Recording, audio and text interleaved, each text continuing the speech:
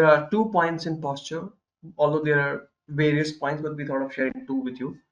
Stand tall, which means keep your back straight, shoulders and back and chest, no, shoulders back, chest open. Do not slouch, do not lean unnecessarily, right?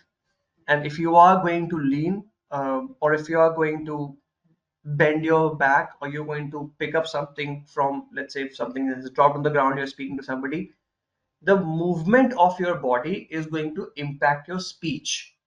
So if at all, let's say if you're going to pick up something from the ground and you have to pick it up right there, right then, right, do that. But when you're going to do that in the act, do not speak at that point in time, because your lungs are going to be compressed, scientifically. So when it's going to happen, it's going to impact your breathing, and your breathing is going to then impact the way you are your speech is.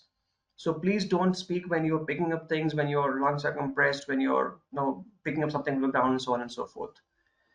Avoid slouching, which I'm sure all of you are aware of it. Evenly distribute your weight on both feet. Do not lean excessively on one side. Some people have this habit of standing cross-legged and leaning on their dominant side of the body. So whether it is right or left, they keep their hands in the pocket with their legs crossed, and they lean on the dominant side of the body. Right? That's not to be done. It's not a good body language posture. Right? Please don't do that. Eye contact, we've spoken about it, so I will not go back to the point of discussion again.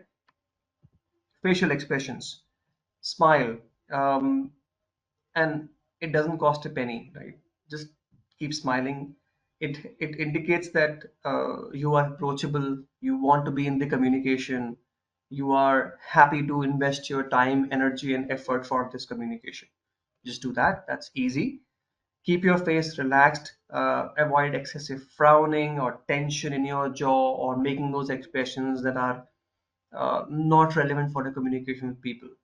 Now, one other thing that is not here, and I want to emphasize on this. Sometimes some choice of words of people generate those emotions in us that are not good for the communication we are in. And when that happens to us, for some people it becomes difficult to make a poker face. I'm using that word because that is what is required to be done at that point in time. I'll give you an example. Let's say somebody said something to you and you're not feeling happy about it. You are angry. But the person you are in communication with is somebody whom you want to influence for all the good reasons on this planet. There are two ways to look about it. Number one, the moment you bring anger on your face, or the frustration on your face, it's going to change the way you're going to communicate with that individual. And as and when that's going to happen, it may or may not bring the right results that you are expecting or anticipating from this communication. So what is recommended is to let go of the emotions that are not solving any purpose in the communication. And when you want to do that, it's not going to impact your facial expressions adversely. I know it's not easy, but it's not impossible. There is a very famous saying. It says that for a habit to become a habit, it takes 21 days. So when, as and when you think that the emotions are not fruitful for a communication, and you have to let them go, just let them go right there, right? Practice this for 21 days and see where you are after, on the 22nd day. Let's put it that way. Okay, just give it a shot. Next, gestures, open gestures. Show your palms. Just to be honest, there is no need to point fingers at people. We have this habit of pointing fingers. So please, if you were to address somebody, or if you are, referring to somebody in a communication, just keep your palms open and just refer to them, right? That there's no need to fidget, no excessive hand movements. It would sound that you are distracted or you're nervous in a communication. Please don't do that. um, Purposeful gestures when you're emphasizing on key points. Okay. Body orientation, face the person or group directly to show engagement, which is what I have mentioned in facial expressions, eye contact, and so on. There is no need to turn away or cross your arms, which can appear, like I said, defensive or disinterested or dominating, all of that. Handshakes. There are various types of handshakes. I don't have the slide back here, but there are various types of handshakes. There's one that's called pumping, where you hold somebody's palm and then you pump.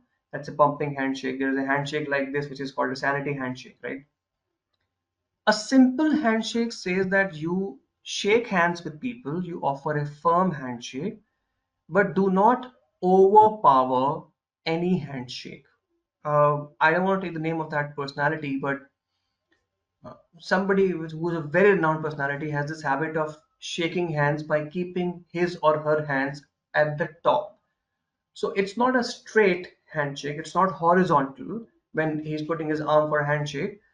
The arm is uh, diagonal, or rather not even diagonal, but no, it's at a degree, right? It's not horizontal, it's not straight.